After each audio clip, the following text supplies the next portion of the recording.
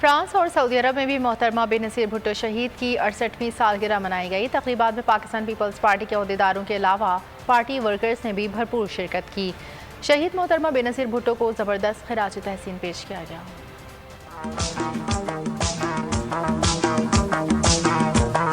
جب تک سورج چاند رہے گا تیرا نام رہے گا۔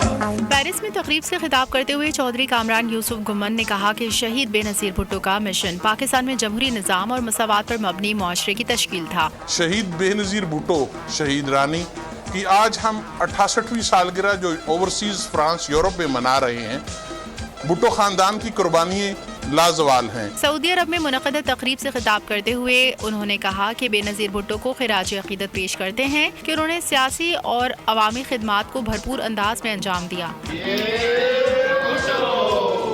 تقریبات کے آخر میں کیک بھی کاٹا گیا اور محترمہ بے نظیر بھٹو شہید کے لیے خصوصی دعائیں بھی کی گئیں۔